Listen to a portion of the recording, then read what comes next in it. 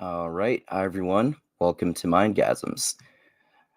Oh, sorry, I meant to change my intro here and make it more personalized for people. Hey, buddy, how you doing? Welcome to Mindgasms. All right, so I am Andrew, aka Stone Professor Mindgasms, for the purposes of this video, and I'm going to talk about Slavoj Zizek and Yuval Noah Harari, discussing optimism versus pessimism and whether humanity is doomed or not, whether we will go extinct as a species or not, essentially. And as some of you know who have seen my channel before, I've talked about Slavoj Zizek before. He's a Lacanian slash Hegelian slash Marxist philosopher, and I've been doing a series on his book called Less Than Nothing, which is philosophically fascinating. So check out that series if you haven't done so already. And Yuval Noah Harari is a historian whose books I've read. One of them is *Sapiens*. I think one of them is called *The History of the 21st Century* or something like that. He's written 3 books. I forget the titles of the other 2, but I've read all 3 of them. Anyway, let's get into the clip here. It's a very short one, so it shouldn't take that long to comment on it.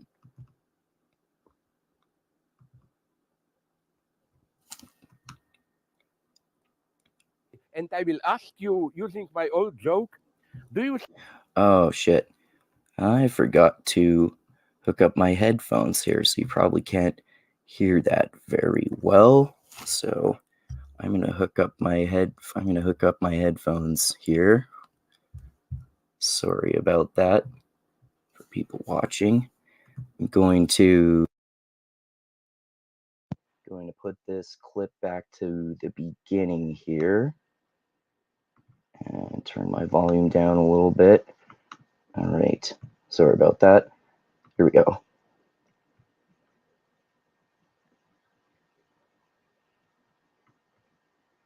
And I will ask you, using my old joke, do you see a light at the end of the tunnel, or is this light a train? Um, one way to look at it is that you need a catastrophe in order to focus people's minds, in order to I like that. I like that metaphor.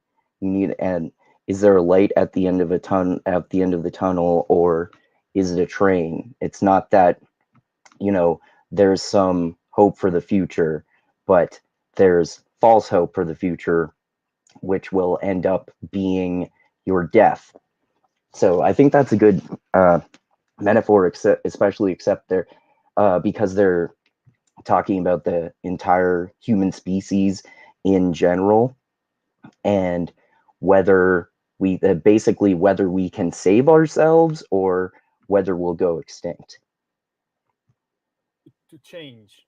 The problem is that the type of challenges we are now facing are such that maybe we don't get a second chance.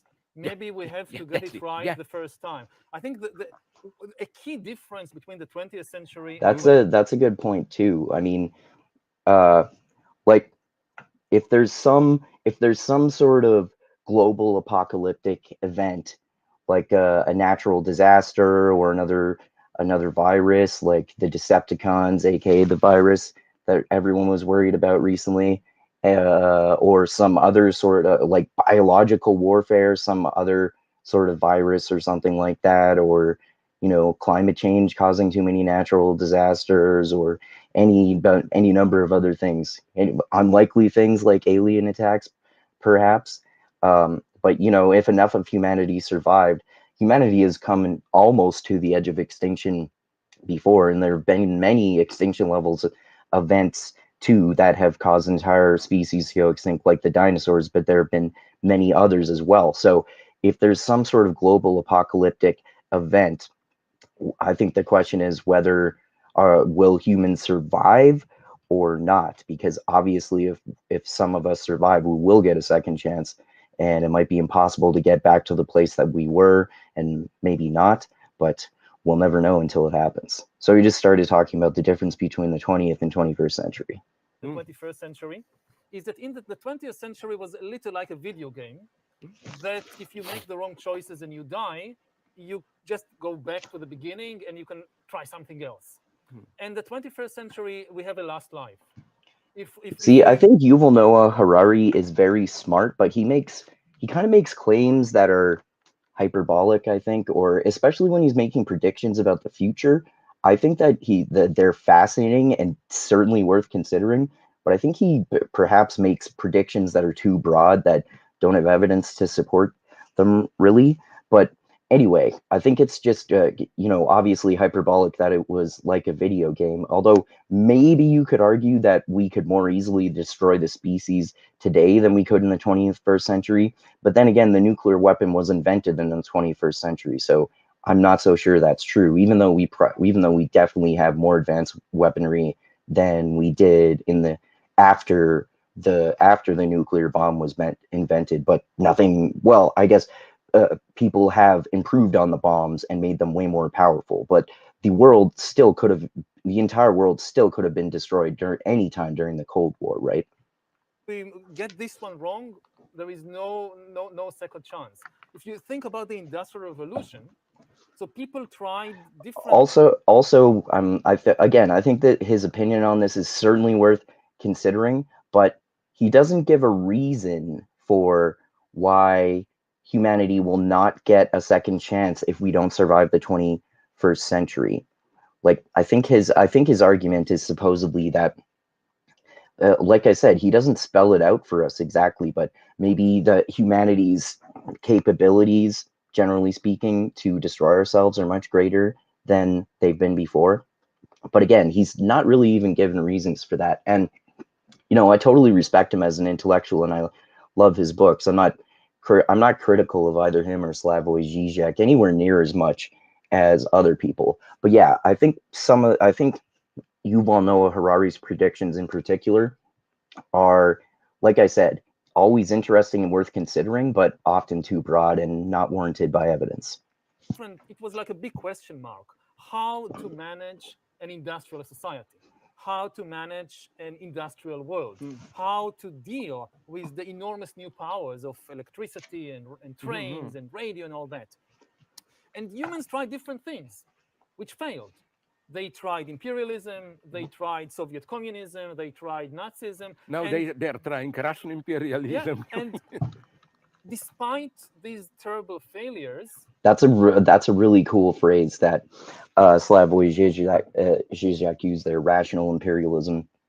Again, I don't know if I necessarily agree with that, but that's kind of a broad claim too. But it's fascinating to think about philosophically and in terms of history, because you could say that rationalism has been spread in an imperialistic way or somewhat imperialistic way by the institutions of science, for example, with the decline of religion, particularly in the 21st century. What Nietzsche said about the death of the old gods are dead and we have killed him, which is his most famous quote, which often gets misquoted, which I often mention.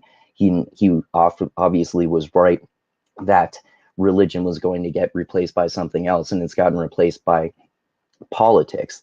But anyway, that's kind of a tangent there. But I've talked before in my videos about Foucault in particular, about how the institution, well, among other institutions, about how the institution of science has spread its mythology of rationalism and all that sort of thing, especially if you're talking about militant atheists like Sam Harris, who Yuval Noah Harari and Slavoj Zizek both have criticized for the same reason as I'm about to mention. Have people like Sam Harris and other militant atheists have masqueraded so much for materialism and rationalism that they sound like fundamentalist religious. They sound just as much like fundamentalist religious people as the people that they criticize. you could learn from the mistakes and try something else. With the type of challenges we face now, and with the type of power we have now with the new technologies, if we get it right, if you get it wrong, the totalitarian regimes of the 21st century are going to be far, far worse than anything we've seen in the 20th century.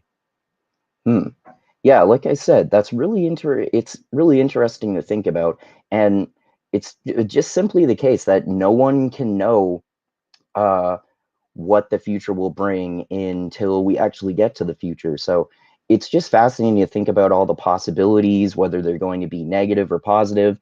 Of course, usually things are a mixture of negative and positive. So I think it'll probably be perhaps less extreme than either of them are saying, but who knows? I obviously could be totally wrong because they probably have more information for them to be able to more accurately predict the future than I do. But anyway, it's really a fascinating subject to think about, and I think people are often really paranoid about the end of the world and all that kind of shit. But but I think it's really interesting because if you pay attention to what historians say, particularly some historians, like Dan Carlin, for example, I think his book was called "The End of History is Always Near," and I haven't read it yet. I really want to, but I think that's probably true. People always think that the moment that they're living in is the most dangerous moment in human history, and people have thought that throughout human history. Yes, I agree that we have more advanced weaponry as a species than we ever had before, and we keep getting greater and greater capabilities than we used to. But I don't know. I personally am naturally a pessimist, but try to force myself to be an optimist rather, because I'd rather not be depressed every day. But anyway, let me know what you think about this subject in the comments that has been talked about throughout human history, I'm sure. Do you think humanity is doomed, or do you think we can save ourselves? Are you an optimist or a pessimist? Do you agree with Yuval Noah Harari, who was more extreme about his statement on this than Slavoj Zizek was? Slavoj Zizek wasn't agreeing with him, or I mean, wasn't disagreeing with him, though. It seemed like he was disagreeing, or agreeing, really, but not as wholeheartedly as Yuval Noah Harari was. Anyway, I think I've talked about that enough. Thanks everyone for watching. Spread this everywhere and share your mindgasms with everyone. Comment on it and tell everyone else to comment on it. Check out my Patreon page. Link is in the description of the video as always. Subscribe if you haven't already. Click that bell to be notified when I come out with new videos. Check out my last philosophical one, in which is my fourth video on James Lindsay, who I often criticize, the former mathematician and professional mangler of philosophy. His book, along with Helen Pluckrose, the journalist, who wrote the book Cynical Theories, and that, like I said, that's my fourth video on it so far. And I'm basically talking about their ridiculous claims of queer theory and how it's literally Maoist. And that's what I criticize, both the video in which James Lindsay is arguing that point and chapter 4, in which both he and Helen Pluckrose are arguing that there's a direct connection between queer theory and Marxism. And surprise, surprise, they're totally fucking wrong and phenomenally hyperbolic about that. So check that out as well. And I think the next one I'll probably do will be a podcast with my friend Dusty about God Emperor of Dune, which is the fourth in the original Dune series by Frank Herbert, of course. So check that out as well. And yeah, thanks everyone again for watching. Always, and most importantly, always remember this: the funk cures all, and groove is in the heart. And Slavoj Zizek and Yuval Noah Harari are very fascinating intellectuals who I actually respect, unlike the many who I often criticize on this channel. All right. Thanks again, everyone, and adios until next time.